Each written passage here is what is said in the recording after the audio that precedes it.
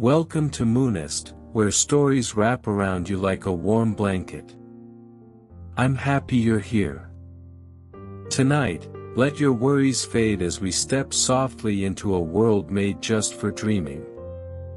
Stay close, there's more warmth and wonder still to come.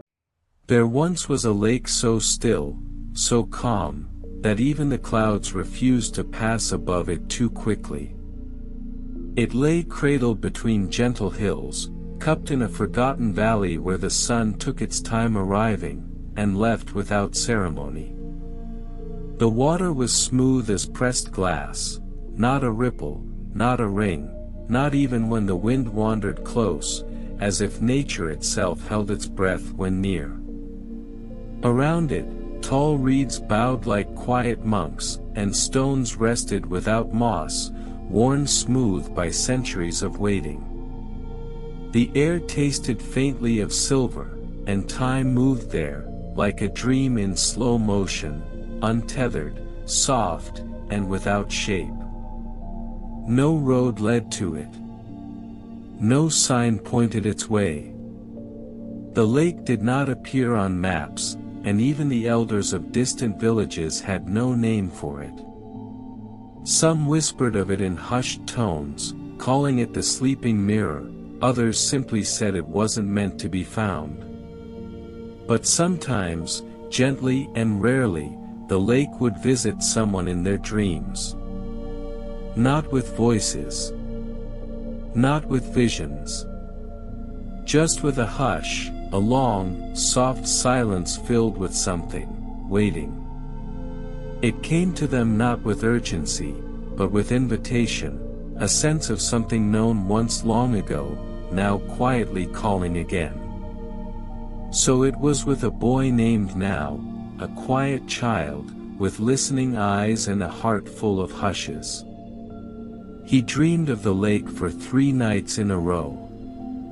In the first, the surface was blanketed in blossoms that pulsed like quiet breathing. In the second, it had frozen into a mirror, and he saw his face in it, older, sadder, serene. In the third, the lake was still, endlessly still, and from its deep silence, a single leaf rose upward, slowly, as if time had reversed. When he woke on the 4th morning, he did not speak. He simply walked, toward the mist he had never seen with his eyes, but had always known in his bones. The path was not marked, but it knew him. Moss lined the way, soft and watchful. Pale stones glowed with a dull warmth under his feet. The trees that rose on either side leaned just enough to let him pass, just enough to suggest they remembered him, or perhaps waited for him, long before his first breath. The forest didn't speak, but now felt seen. And gently, gently, he stepped through. At last, he reached it, the lake from his dreams, resting in its cradle of hills. And it was exactly as it had been behind his closed eyes, but even quieter. The air was so still it held the hush of breath not yet taken. Even the insects dared not hum. Now knelt at the edge. The water was clear, clearer than any he'd known. Not bright, but deep, like a thought that had never been spoken aloud. As he leaned forward, he saw it, not a shadow, but a shape.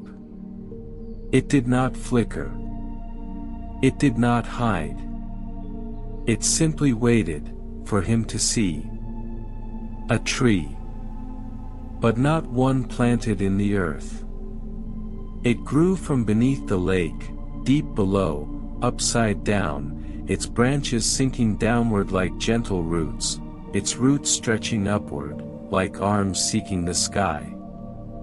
It was old, older than stories, with limbs as smooth as stone, and leaves shaped like ancient sighs. And though no wind touched the water, one leaf, only one, slowly turned in place, as if moved by a breath too old to name.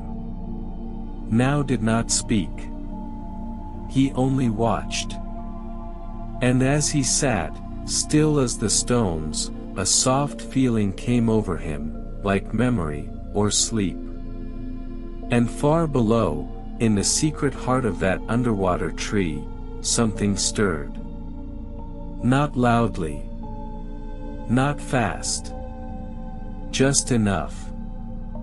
Time, if it could be named at all in such a place, passed like shadows moving beneath the skin of water.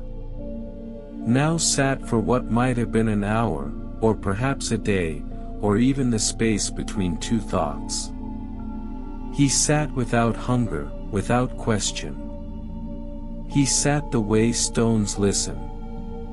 Below him, the tree's single leaf continued to turn, not falling, not floating, but moving in a slow spiral, as though it danced to a music no ear could hear.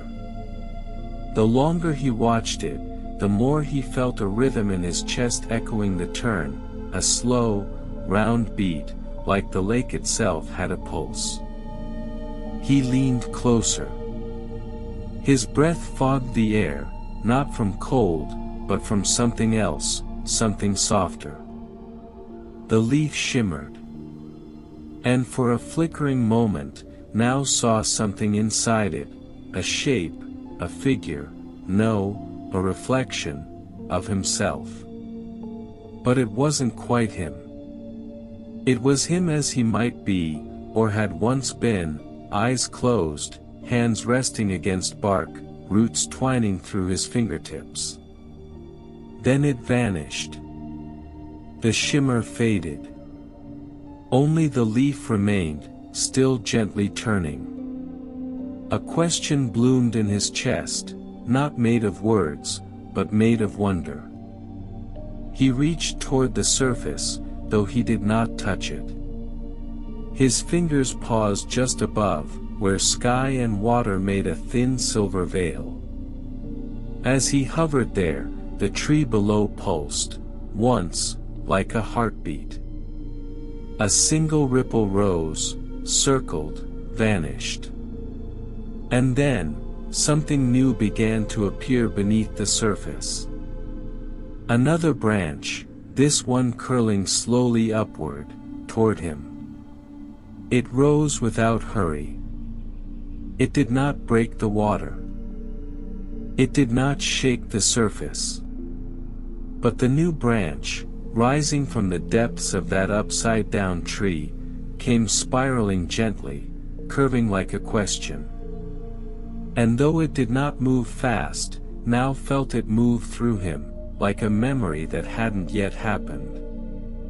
The closer it came, the more he saw that it was not only a branch, it was hollow at the tip, shaped like a flute, or a tunnel, or a breath that had learned to wait.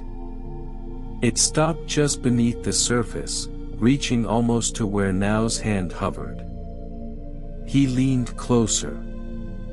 The air between them, between boy and branch, shimmered faintly, as though it wasn't quite air at all. Something shifted in his chest, in the place where longing and stillness meet. Then, the branch, ever so gently, exhaled. It made no sound. But Now heard it. A voice like distant wind over hollow stones. A whisper made of leaves and dusk. He didn't understand the words, not with his ears, but he felt their shape in his chest. Remember, it said. Not back, but down. And with that, the tree stilled once more. The branch settled, its breath fading into silence. Yet something had changed, not in the lake, nor in the tree, but in Now. He knew now what he must do. He must enter the lake. Not dive, not swim, but enter, like a dream, like a root, like a secret that had waited long enough. He rose slowly to his feet. The mist curled in welcome. And the leaf, that single, spiraling leaf, paused, then began to turn again. Now stepped into the lake as one steps into a dream, not with splashing, not with fear, but with a hush in his bones. The water rose to greet him, not cold, not warm, but exact, the temperature of silence, the weight of memory. It parted for him like mist, curling softly around his ankles, his knees, his chest. He walked slowly, though there was no bottom he could see, and yet, he did not sink. Each step felt like walking through time, not forward or back, but through. Petals of forgotten moments brushed against his skin. Sounds of distant lullabies rippled just beneath his ears. With every breath, he remembered something that was never his, but felt like home. When the water reached his shoulders, he paused. The tree was close now, enormous and slow, growing deeper with every blink. Its roots reached upward like frozen rivers. Its branches spiraled below like veins of thought. And in its center, a hollow space glowed faintly, not with light, but with invitation. He let himself float, just enough, and the lake cradled him. He passed into the space between the roots, into the upside-down forest beneath the stillness. The leaf turned beside him. Always beside him. And then, with no splash, with no sound, now slipped beneath the surface fully, and opened his eyes beneath the lake. What he saw there did not blur. The water was clearer than air. Beneath the water, sound returned, but not in the way now had known it. There were no voices, no birdsong, no rush of movement. But there was music, soft and slow, a kind of deep-rooted hum, like lullabies sung by mountains. It wasn't heard through ears, but through skin, through breath, through the bones of the heart. The tree, now fully visible, was vast, vaster than it had seemed. Its roots reached the surface like fingers stretching to remember. Its branches twisted through the water like questions asked by the stars. And at its center, where trunk and silence met, there was an opening. A doorway, not carved, but grown, now drifted toward it. Inside, the tree was hollow, but full. Its walls shimmered with bark the color of old ink. Carvings lined it, not written words, but spirals, marks, soft grooves, shapes that spoke without saying. They pulsed faintly, like sleeping thoughts. At the center stood a single stone pedestal. Upon it, resting with great gentleness, was a seed. It looked ordinary, small, round, the color of dusk. But now knew, without knowing how, that this seed was not for planting, not in soil, not in the world above. It was meant for him. The moment he saw it, something in the tree responded.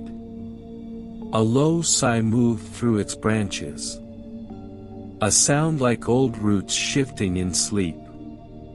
The leaf outside spun once more.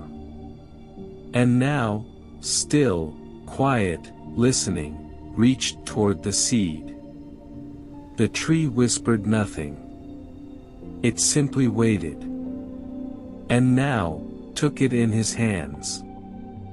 The seed sat light in Now's palms, as though it had no weight at all, or perhaps as though the water carried its weight for him. It was smooth, not cold, and its surface shimmered faintly, not with light, but with a memory too gentle to name. As he held it, he felt the hollow space inside the tree shift. The walls did not move, yet something opened, not outward, but inward.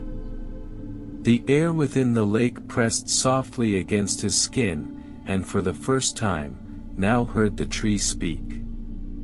Not in words, not even in sounds, but in feeling. A story unfolded inside him, not line by line, but all at once, like a dream remembered in perfect shape. He saw a time long before his own, when the lake was not yet water, but a field of soft silver grass. In the center, a tree had grown upright, tall and still. It listened to the stars. It listened to the roots. And when people came to ask questions, it answered, not with words, but with silence that made the answers rise from within them. But people stopped asking. They built noise around the meadow. Built machines. Built forgetfulness. And so the tree, gently, without protest, turned itself upside down, let the rains fill the meadow, and sank beneath the surface, to wait for someone who would listen. Now blinked. The vision faded like breath on glass. He looked again at the seed. It pulsed softly, now part of him. Not something he held, something he remembered. The pedestal had vanished. The walls of the tree shimmered, then opened like petals. The lake called him gently outward. It was time to return. Now drifted from the heart of the tree like a leaf upon a breath. The seed, though small, warmed his chest as if it had always lived beneath his ribs. The water around him moved in slow spirals, not pushing, not pulling, simply guiding. Like the tree, the lake, the very air had agreed to carry him upward.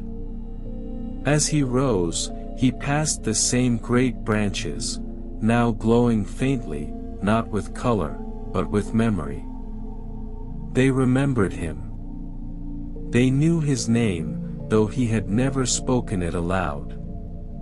And though no wind stirred, the one leaf beside him turned once, then twice, then stilled. Then came the surface. It did not break. It folded. Like silk being pulled aside, like the page of a book made of breath, the water parted, and now rose into the world above. But something had changed. The sky was not the same sky. It was quieter. Bluer, somehow, though no color had deepened.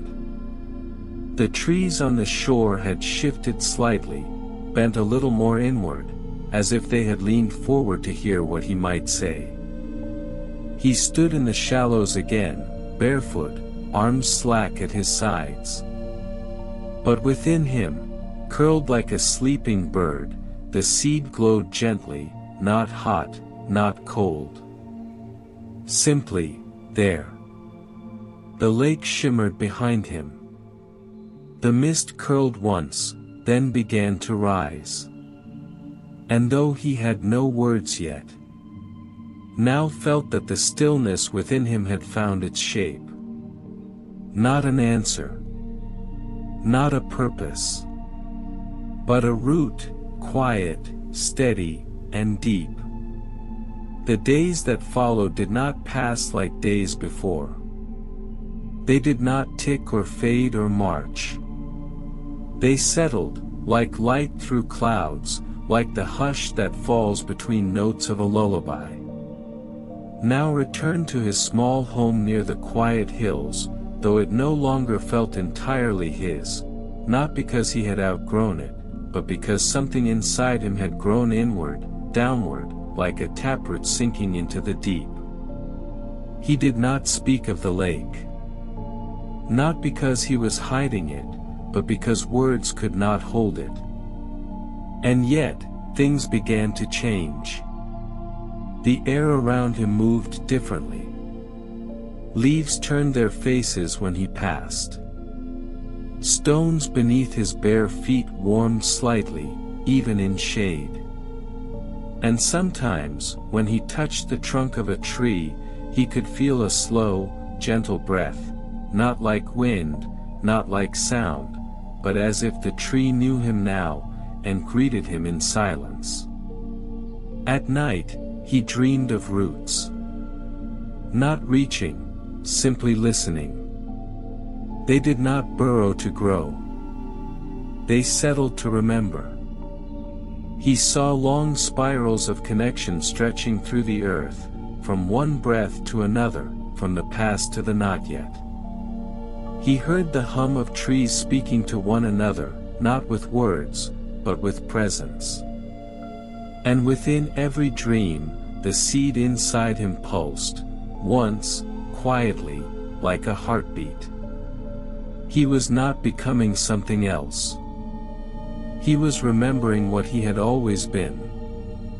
One morning, though morning now felt like a gentle continuation, not a beginning, now woke with the feeling that something had shifted. Not around him, but beneath him. The ground held a different softness. A quiet readiness. He stood, walked outside, and the air greeted him like a returning bird. Beneath the old sycamore behind his house, the earth looked untouched. But when now knelt and placed his hand on it, the seed within him stirred. Not forward. Not upward. Down. He closed his eyes. And the tree beneath the lake, though far away, hummed in his chest. Not with instruction. Not with command. But with welcome. So now did not dig. He simply breathed. The breath moved through him, through the seed, through his palm and into the soil like water finding its shape. And there, beneath the skin of the world, something unfolded.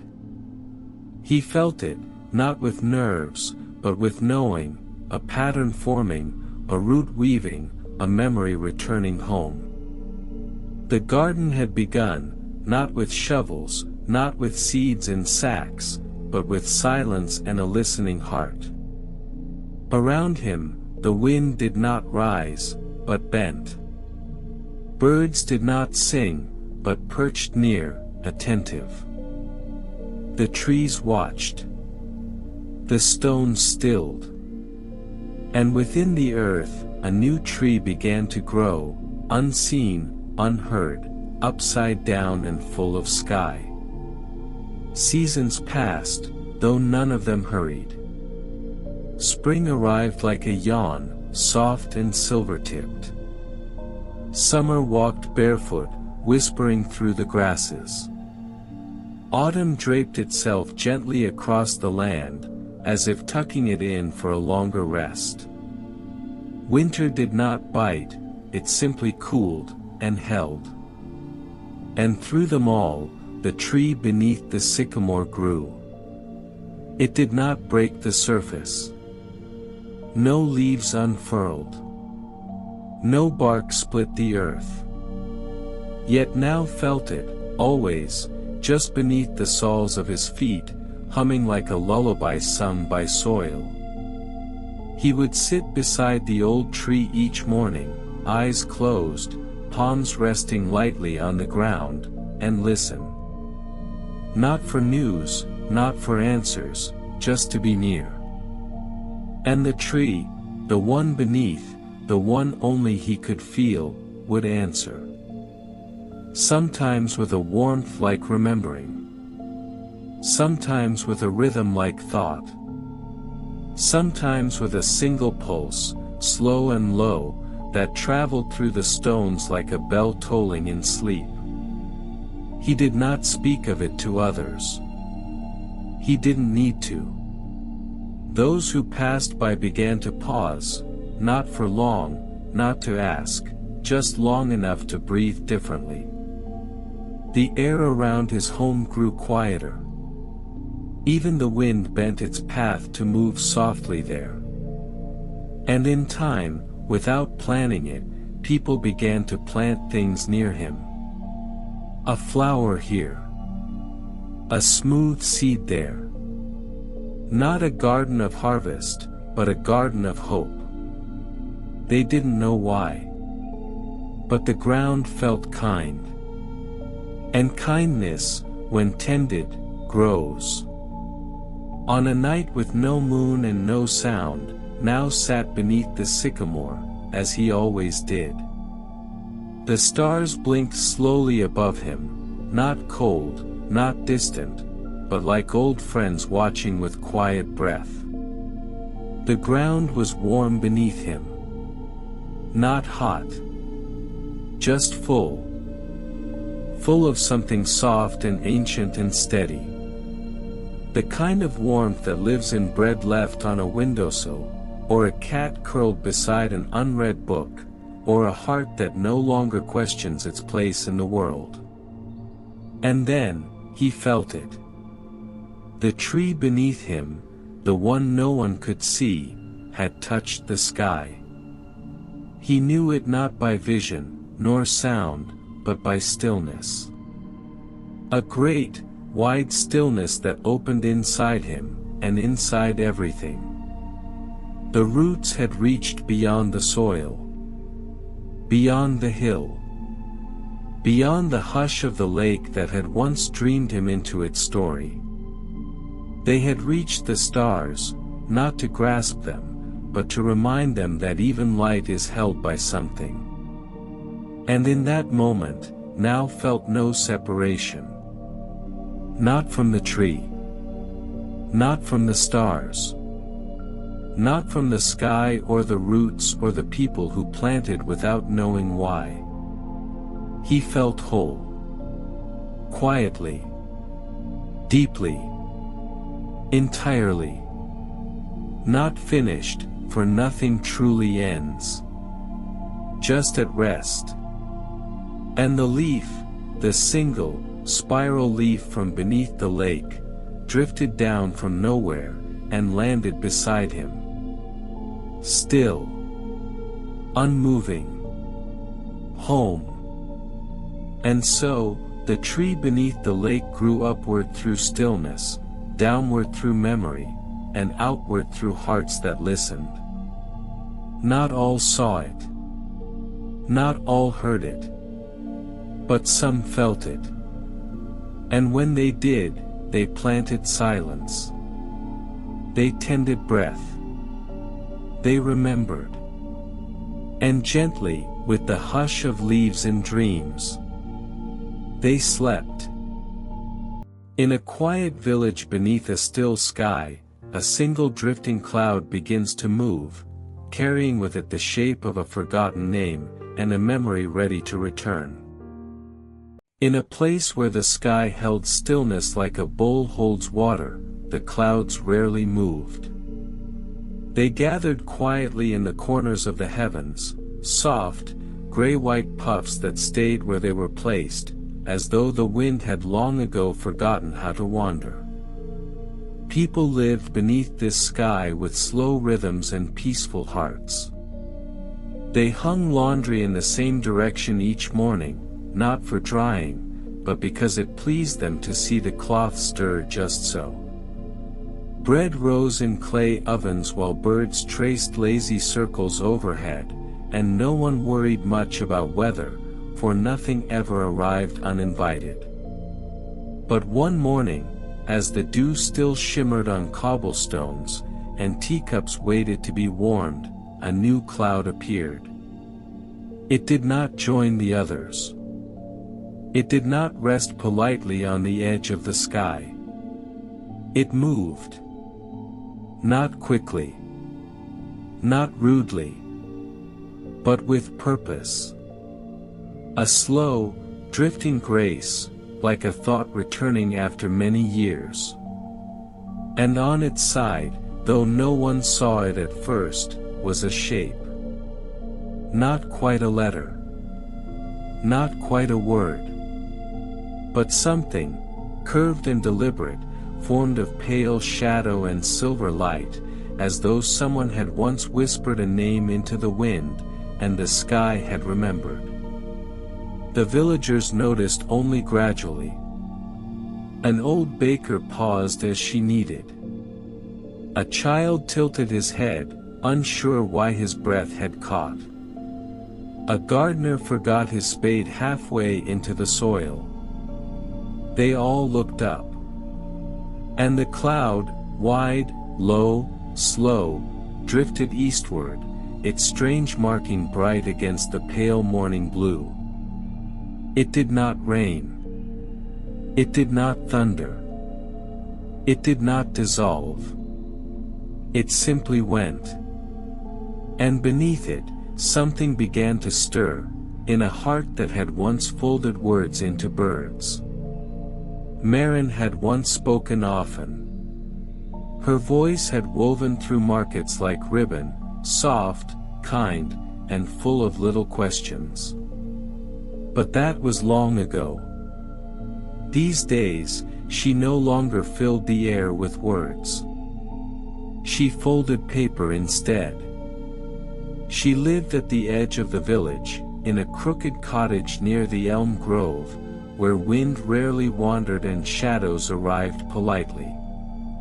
Her windows were always open. Her tea was always warm. And on her shelves, paper rested in neat, silent towers, cream, ivory, petal pink, cloud gray. She did not sell them. She did not send them. She simply folded. Once, long ago, she had folded messages into birds, paper cranes that held tiny, careful secrets. She had sent them to people she loved, and some had flown very far. But over time, the messages grew quieter. The birds, fewer.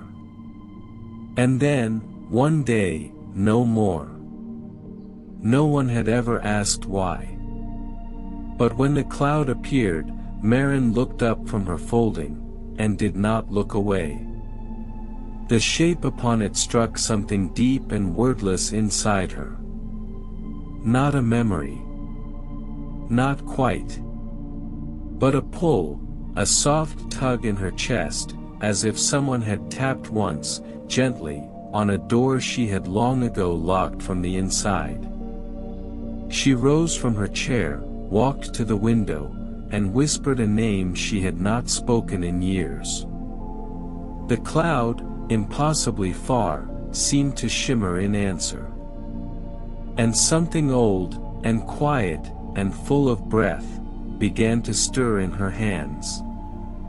The next morning, Maren rose before the light had ripened. The sky outside was still brushed with lavender gray, and the trees beyond her window stood as silhouettes, leaning inward like listeners. She did not reach for her teacup. Instead, her fingers found paper. Not new sheets, not the ones she kept stacked in tidy towers, but an old bundle bound in a faded ribbon, resting in a drawer she hadn't opened in many years. The bundle held birds. Dozens of them. Each one folded from soft, delicate parchment, the edges worn where time had leaned too close. Their wings were tucked with care, their beaks sharp with intent, and hidden within each one, deep in the folds, was a message. A single word, or sometimes two, pressed in ink that had long since faded to dusk. She unfolded one. Inside, still. Another, home. A third, with trembling hands, you. Her breath caught, though not from pain. It was something quieter. The feeling one gets when recognizing the shape of a song hummed long ago in sleep. The birds had once been her voice. They had flown where she could not. And someone, somewhere, had read them. She walked to the window, eyes rising once more to the cloud. It was still there. Still moving, impossibly, patiently, toward the distant hills. The shape on its side was clearer now. Almost a name. Almost. But not hers. Not yet. She reached for a fresh sheet of paper. And her fingers, though older now, remembered the folds. One bird. Then another. By dusk, there were 7. And as she held the last one, still warm from her hands, she felt a hush pass through the air, a knowing, gentle hush, as if the sky itself had leaned closer to listen. The cloud had not changed direction. It did not rush. It did not stray. But something about it had grown heavier. Not in weight, but in meaning, as though the shape on its side had deepened, taken breath, remembered itself a little more. The villagers noticed. Children pointed. Elders paused mid-sentence. Even the bees flew differently, slower, dipping lower through the lavender fields. But no one could read the word. Except perhaps Marin. Each morning, she released a bird. Just one. She would stand at the edge of her cottage's stone path, hold the paper crane to her chest, and whisper something small into its folded wings. Then she'd raise her hand, and the bird, without string, without wind, would rise into the air, circling once, then vanishing upward toward the great drifting cloud. She told no one what she whispered. But the cloud began to respond. First, its shape sharpened, the lines more distinct. Then, faint threads of light began to trace along its edges at dusk, silver pale and almost singing. And then, on the 7th day, a breeze. Not strong. Not cold. But unmistakable. For the first time in years, the wind returned to the village. It moved gently through the branches, stirred the curtains in doorways, lifted fallen petals back into flight. And Marin smiled, not with her lips, but with her breath. For in that breeze, she felt the word taking shape. Not just a name, but a reply. The cloud drifted lower now, not ominous, not heavy, but closer, as though the sky itself wished to be heard. It had grown larger too, though no one could say how. It filled the space above the eastern fields, casting a long, cool shadow over the golden grasses that had grown tall and undisturbed for many years. Children no longer played beneath it. Not from fear, but from reverence. Even the animals moved differently, slower, more thoughtfully, as if they too understood the sky was speaking in a way no hoof or paw should disturb. And the shape upon the cloud had changed again. It was no longer only curved lines and soft suggestion. It was letters now, faint, glimmering. Not carved. Not painted. Formed instead from the very shifting of the cloud's mist and light, like sunlight caught in silk. Marin stood beside the elm grove, the breeze lifting her hair as she watched it.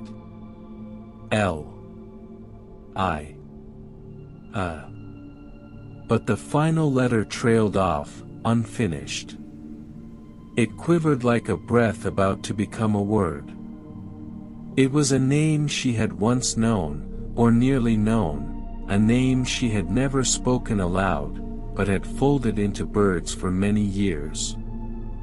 A name that had waited. She held her next crane close, this one folded from soft sky blue paper, thin as memory. Inside, she had written a word she hadn't used in over a decade.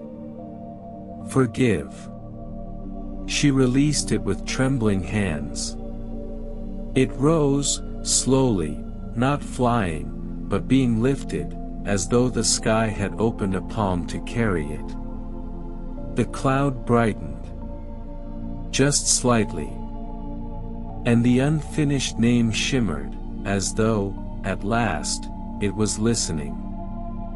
Long ago, before the quiet years, before the folding, before the stillness, Maren had sent 3 birds she never expected to return.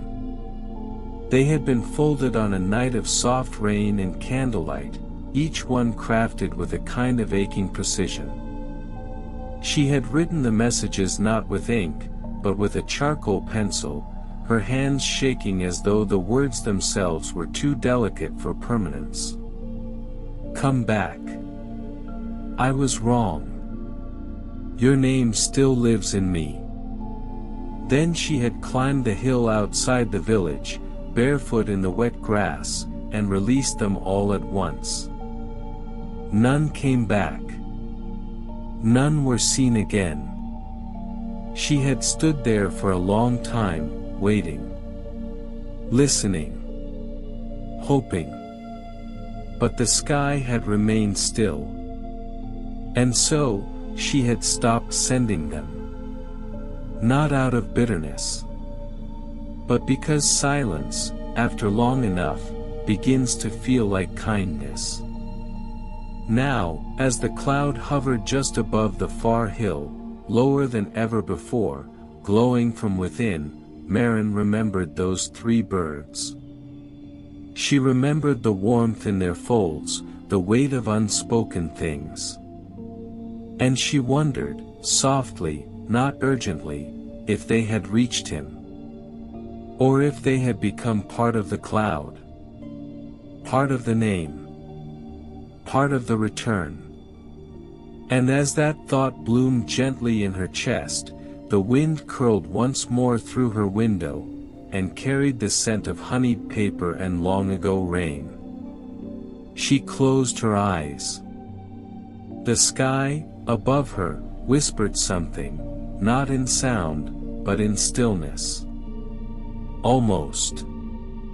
On the morning the cloud came to rest, the village was silent. Not from fear, but from stillness. The kind of stillness that comes when something sacred draws near, not in thunder or brilliance, but in grace. The cloud hovered now just above the wide meadow beyond the eastern path. Its lower edges curled downward like fingers brushing the tall grass.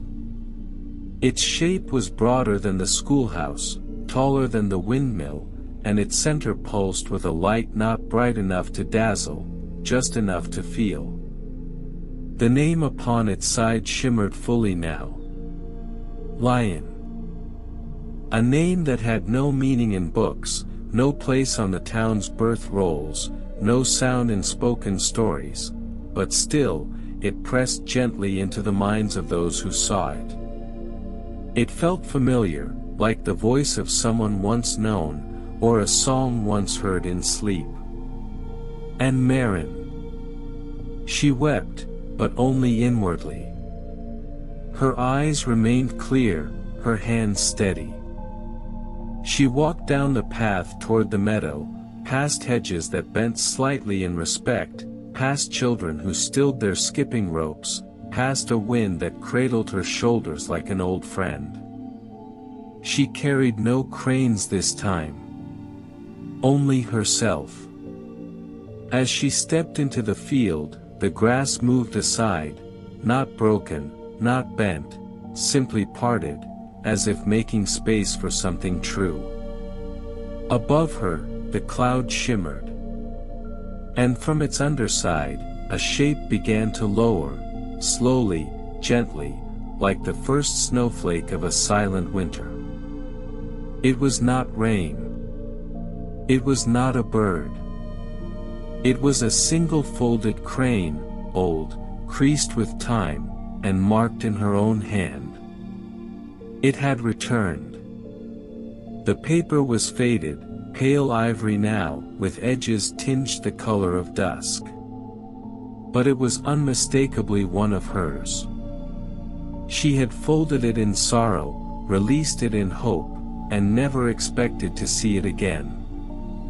And yet, here it was, drifting down through the hush, weightless, timeless, soft as breath. It landed not in her hands, but at her feet, on the grass that had parted for her. She knelt without thinking. The fold held. The wings were still sharp, the beak slightly bent, just as she remembered. She reached gently into the body of the crane, and unfolded it.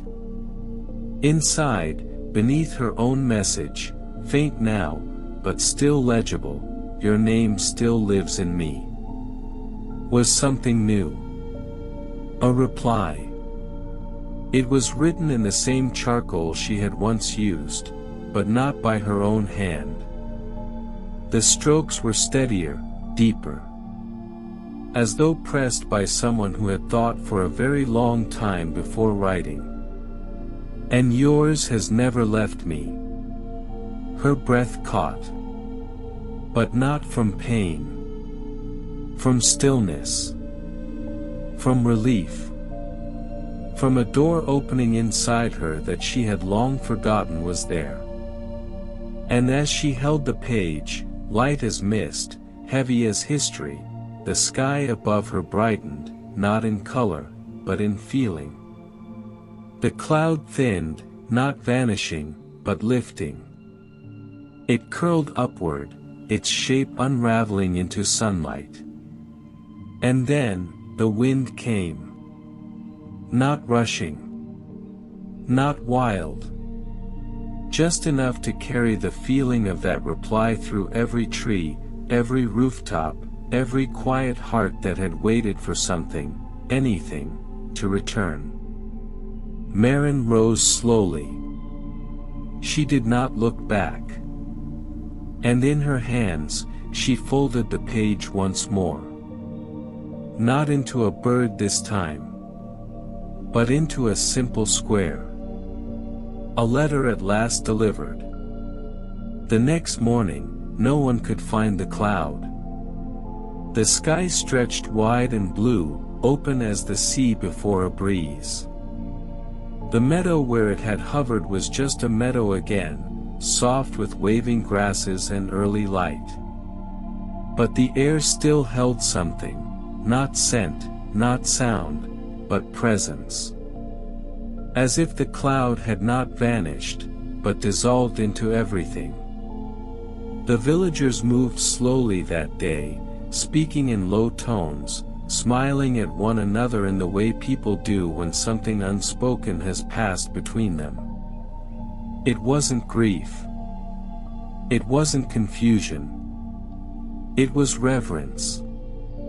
Something beautiful had happened, and they each carried a piece of it now, though none could say quite what it was. Children drew names in the dust with their fingers. Elders touched their windows as if to greet the sky.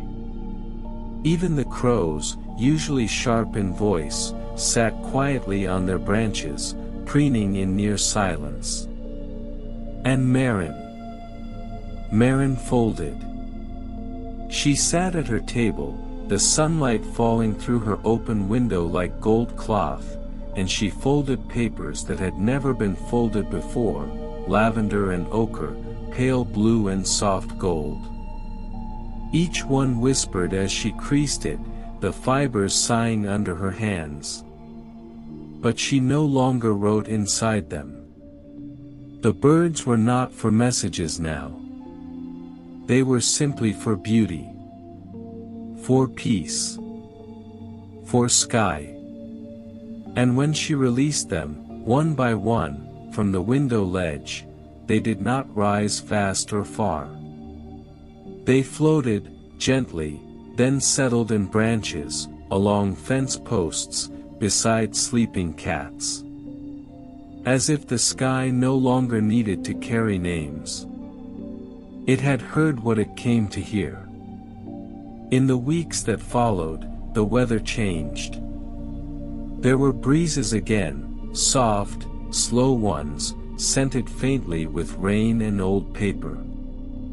The clouds came and went in new patterns, some shaped like nothing at all, and some shaped like letters only children could read.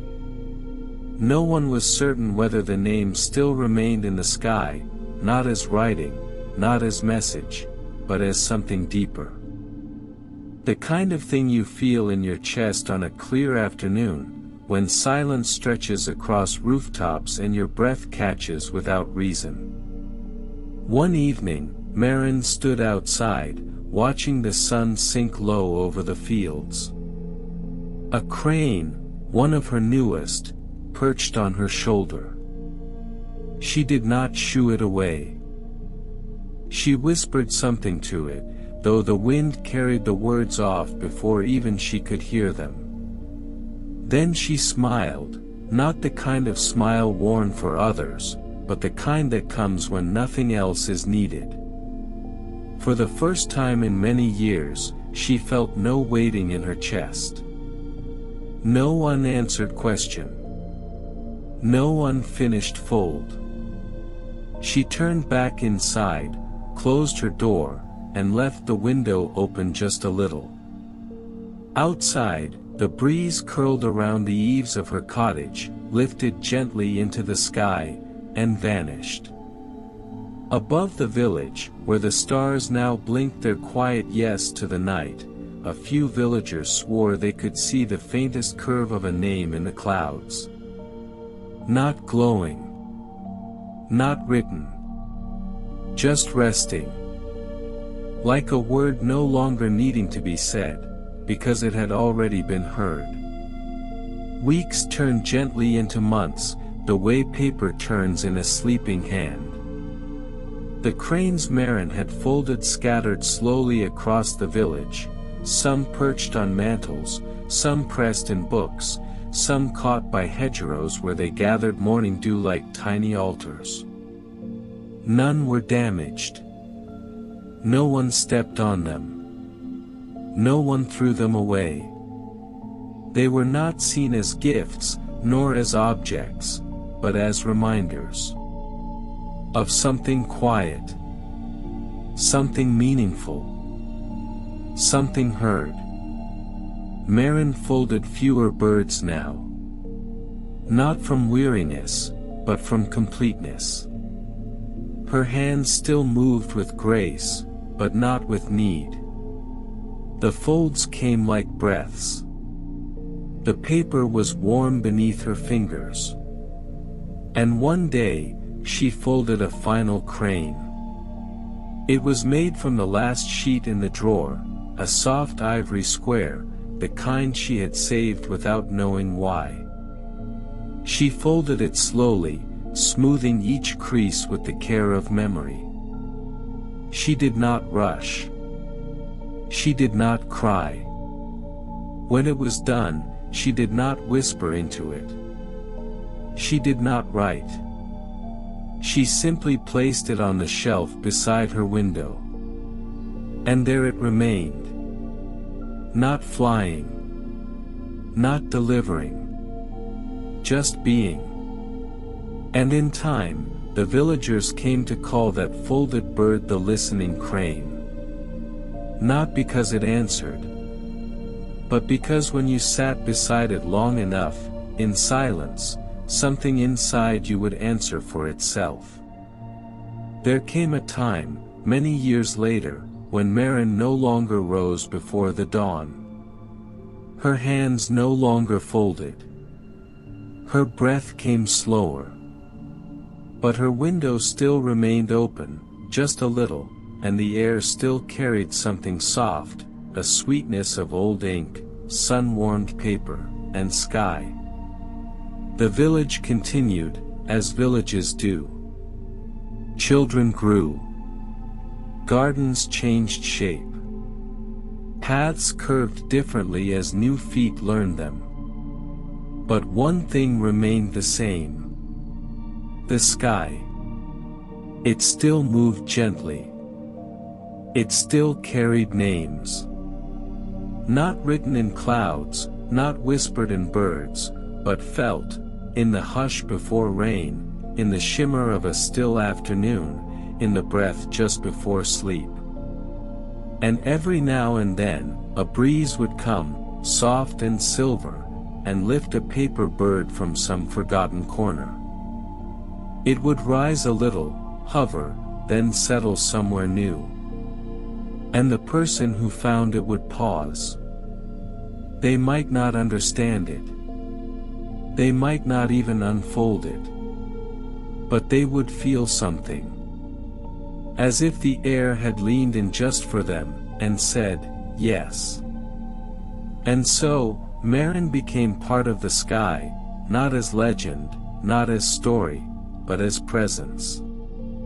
As the hush between words. As the fold that does not open. As the name that is always known, even when never spoken aloud. And high above the hills, when the light is just right, some still see a single word forming softly in the clouds, not written, not shining. Just resting. And the world, hearing it once again, quietly falls asleep.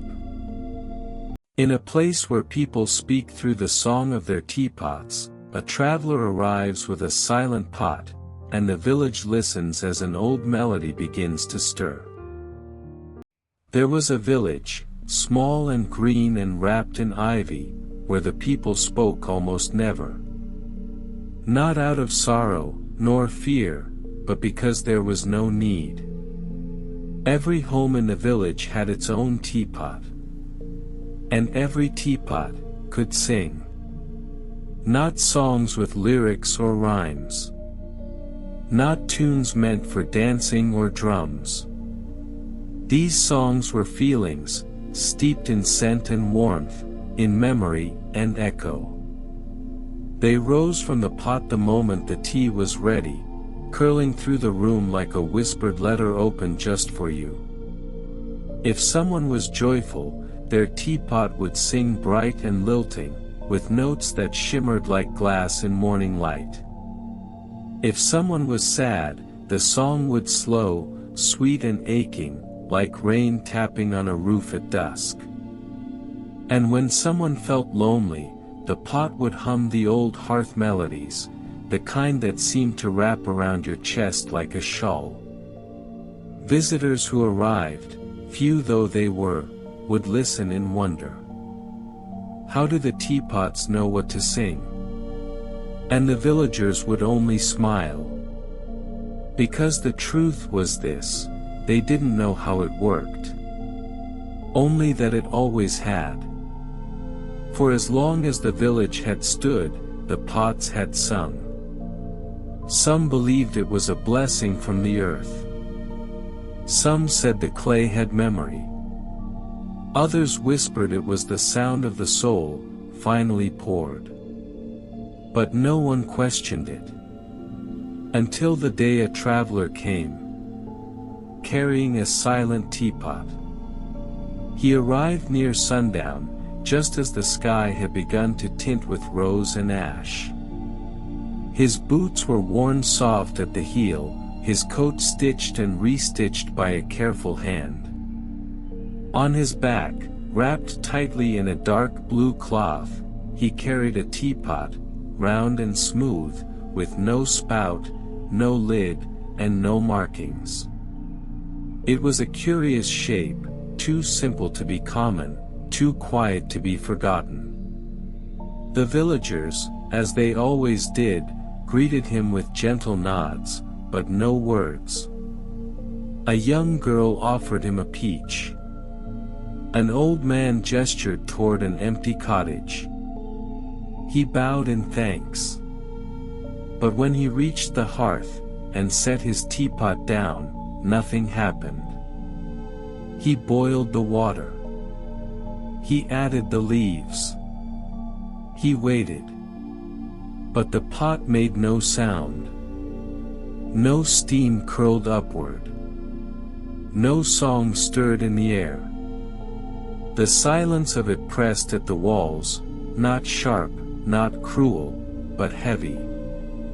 Dense, like mist that does not lift. The villagers took notice. One by one, they listened at their doors, gathered in the twilight, watching as the traveler tried again the next evening, and again the day after that. Always the same. Water. Leaves. Patience. And silence. But he did not frown. He did not sigh. He only watched the pot, as if waiting for something it had not yet remembered. And somewhere, in the background of that deep, unbroken hush, a new question began to rise. What happens to a song that forgets itself? The traveler did not speak, not out of pride, nor sadness, but because there was nothing yet to say. He stayed in the old vine-covered cottage at the edge of the village, where moss grew thick on the windowsills and robins nested in the roof beams. Each day, he brewed tea the same way. Water from the well. Leaves chosen by scent. A careful pour. A folded cloth beside the handle. And every day, the silence remained. Not cold. Not cruel. Just, deep. On the fifth morning, when the dew still clung to the thyme in the garden, a woman came to his gate. Her name was Mela, and she was the oldest potmaker in the village. Her hands shaped clay the way the sea shapes stone, slowly, gently, never the same way twice. She had heard of his pot. Everyone had. She did not knock. She waited. He came to the gate with a bow and a question in his eyes. She answered it without words. Together, they sat at his table. He brewed the tea. She listened. And again, silence. But Mela did not frown. She leaned forward, gently touched the pot with the back of her knuckle. Then her fingers traced a slow, spiraling circle on its surface, as if searching not for decoration, but for a door. "You made this?" she asked softly. "No," the traveler said, his voice smooth and worn. "It was given to me." She nodded. The silence deepened. And the traveler, let it. For sometimes, the space before a sound is not empty. It is becoming. That evening, the traveler sat alone again, though now, the village no longer watched from shadows. A few brave souls sat along the stone fence. A pair of children curled beneath the bench. Someone left a candle flickering near his window, not for light, but for company. He boiled the water. He added the tea. The steam rose, barely. A curl. A breath. No sound. But the curl lingered this time. And Mela, watching from beneath the elm tree, felt her chest lift ever so slightly. The next morning, she returned, this time with a gift. A shard of pottery, glazed in soft blue. It was curved, warm to the touch. She placed it on the table beside his pot, and he understood. It was not for fixing. Not for comparison. It was a reminder. Clay, she said, remembers where it came from. Even when it forgets what it was shaped for. He turned the shard over in his palm. It sang once, he asked. She smiled. It sang of departure. He said nothing for a long while. Then he reached for his own pot, the silent one, and turned it slowly. Not to examine it, but to listen. His hands moved differently this time. Not to summon sound, but to greet what might already be there. And for the first time, the porcelain gave off the faintest vibration. Not enough to call a song, but enough to say, I am still here. It happened quietly, as most true things do. On the seventh evening, the traveler lit no candle, spoke no words, and made no invitation. Still, a dozen villagers gathered outside his fence, their feet brushing through clover and soft dusk. Mela stood nearby, holding a cup she had not sipped.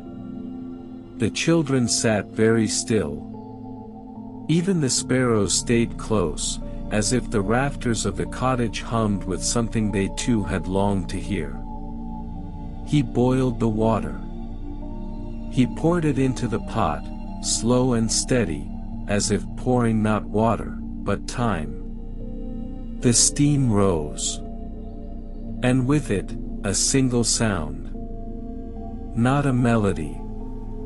Not a hum. Just one clear, round note, like the first tone of a wind chime long buried in the shed, now touched by spring air. No one moved. The note hovered, held, shimmered, and faded. But it had been real. The traveler breathed through his nose, eyes lowered. He did not smile. But his hands, resting beside the teacup, loosened. And Mela, with tears caught behind her lashes, whispered softly, not for him to hear, but for the air to carry. Welcome home. That night, the wind passed gently through the village, stirring the ivy on windows, the scarves left on hooks, the dried leaves beneath garden benches. And many swore they heard a sound in it. A single note, returning. After that night, things changed, not quickly, not loudly, but like dew appearing on petals before anyone notices the night has passed. The traveler's teapot remained mostly silent, but the steam that rose from it curled more boldly. The scent of the tea, soft citrus, maybe jasmine, lingered longer in the corners of the room. And once, when a child knocked at his door with a bundle of lavender, the pot released a hum. Just once. Just a breath of music. The traveler gave the child the first cup. They drank it in silence. And the pot warmed. Mela began to visit more often, always bringing a shard of an old pot with her, pieces from vessels that had cracked not from clumsiness, but from age, from fullness, from love poured too often. These remember, too, she said, laying them along his windowsill. Not all music stays whole. The traveler nodded. He had begun to wonder if his pot had once belonged to someone else. Or perhaps it had always been his, but forgotten its own shape. Forgotten what it meant to carry warmth. Forgotten that silence is not absence, but rest. One morning, he stayed up long after the tea had cooled. He lifted the pot, not to clean it, but to turn it in his hands, searching the glaze. And beneath it, faint, worn by time, he found a mark. Not a word. Not a name. Just a tiny spiral. Like the curl of steam. Or the first line of a song that had not yet finished being written. The spiral mark beneath the teapot was no larger than a fingertip, and yet, it shifted something vast inside the traveler. It wasn't just a symbol, it was a memory in shape. He traced it again and again, until his fingers remembered it better than his mind did. In the days that followed, he added no new ingredients to his tea, made no changes to his routine. And yet, each evening, the pot sang a little more. The notes were still quiet, just a few, scattered and slow. But they stretched longer, lingered sweeter, as if the song itself was learning how to return. The villagers gathered without invitation now. Some brought their own teapots, placing them silently along the garden path. And when the traveler's pot sang, so did theirs, not copying, not echoing, but harmonizing. One note. Then another. Then a third, so soft it was almost imagined. A boy whispered, "It sounds like remembering." And no one corrected him. Mela brought no more shards.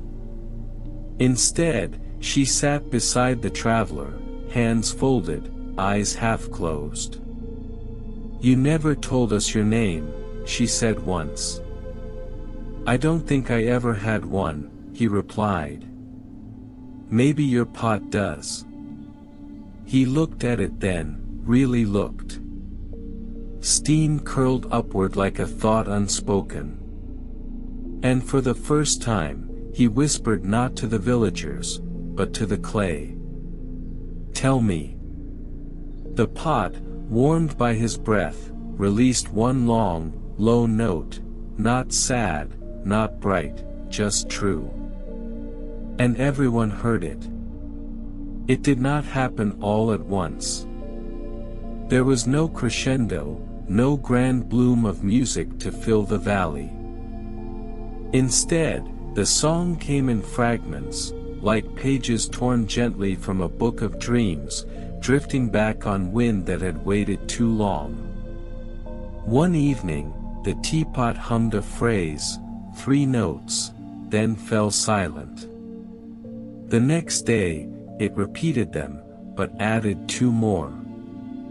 And one morning, when the traveler brewed with a curl of dried thyme, the pot sang not only to him, but to the sky. The sound lifted, soared, came down again like the hush of snowfall. The villagers had stopped watching with curiosity. Now they listened with reverence. They knew the pot's voice was not new. It was old, very old, and it had once sung this song long before it belonged to the traveler. Perhaps it had waited for someone who knew how to sit still long enough to hear it. One afternoon, a woman brought a kettle from her attic, cracked, and used. "It was my grandmother's," she said. "It used to hum when she laughed." The traveler placed it beside his own. Boiled water. Folded thyme. Both pots sang. One low. One light. Like memory calling to memory. And for the first time, the traveler laughed. Not loudly, but deeply, like something long locked had been exhaled. That night, when he closed his door, the teapot on his hearth sang a lullaby. And somewhere in the house, the spiral mark glowed. Just for a moment. Just enough. By the time the travelers' teapots sang without hesitation, full, round, soft as twilight, the entire village had changed its rhythm. People spoke even less now, not from silence born of shyness, but from listening. Teapots that had once sung only lightly now offered deeper, richer tones. Old kettles were brought down from shelves. Porcelain long thought dull began to shimmer faintly when the fire was lit. Even cracked pots, those with missing lids or chipped handles, found their voices again, sometimes in soft hums, sometimes in distant whistles that made the air feel warmer. One evening, a woman who had not spoken in many winters brewed tea from a forgotten tin of lemon balm. Her pot, unused for years, began to purr like a cat beneath the stars. When she lifted it, tears fell silently into the cup. "I thought it had forgotten me," she said. And the traveler, seated beside Mela beneath the great elm, whispered only, "It never had." That night, the sound of teapots filled the village like stars, not loud, not sharp, but glowing, one by one. Some sang in harmony, others in echo. Some only warmed without sound, but even their silence felt rounder, fuller. And in the traveler's home, his own pot sat now not at the center, but among many. A kettle that belonged to a woman he'd never met. A sugar pot with no lid. A broken cup, glued carefully back together. They all sat beside him. They all remembered something. And the steam that rose was not just heat. It was home. The traveler's cottage had always been quiet, the kind of quiet that held space, not emptiness. But as spring turned the hedgerows green again, his home began to hum even when the fire was cold. People brought offerings now, not of gifts, but of listening. They sat at his table without need for speech. They brought their own cups, but shared the same pot. Some brought poems they did not read aloud. Some brought songs they hummed only once. One day, a girl came with no teapot at all. Her hands were empty. Her eyes were searching. She stood by the door, unsure. The traveler reached behind him and offered her a cup, hand-thrown, a little uneven, but whole. She took it. He poured. The steam rose. The pot sang, just a few notes, soft and round, like stones in a stream. And the girl smiled. Not because she understood, but because she felt understood. Mela, watching from the garden, touched the rim of her own teacup. Her pot hummed gently at her side. It had learned a new note recently, one it hadn't known in years. The note was welcome. That night, as lanterns flickered in windows, and the stars blinked in time with far-off chords, the traveler sat alone once more. He poured himself a cup. The pot gave a sound that was neither song nor speech, but somewhere in between. He raised his cup to it, quietly. "Thank you," he said. And the pot, warm, waiting, wise, replied not in words, but in presence. In the days that followed, there was no announcement, no celebration. But the village began to call his cottage the house of return. No sign was hung. No letters were painted. The name passed in whispers and glances, spoken by children when they played near the fence, or murmured by elders in the quiet moments after tea. It wasn't because the traveler had brought something new. It was because he had helped something old come home. One morning, Mela brought a teapot she had kept tucked away for decades. It had no lid. Its handle had broken and been mended long ago, and the glaze was cracked like a dry riverbed. "I never dared use it again," she said softly, as she placed it on the hearth beside his. The traveler said nothing. He boiled water. He added tea. He waited. The pot sang. Not a perfect song. Not sweet or smooth. But deep. Like the sound of earth opening to roots. Mela pressed her palm to the table, her breath trembling in the soft glow of morning. She didn't cry. She didn't speak. She only listened. The pot sang once more, this time with a note like breath drawn after sorrow. A new child was born that week in the village. And when her mother poured the first tea after coming home, the pot sang two notes at once, one she recognized, and one she didn't. She smiled. And whispered, "She's brought a song of her own." Time moved on, as it always does, not with ticking, but with the slow opening of petals and the settling of steam. The traveler stayed.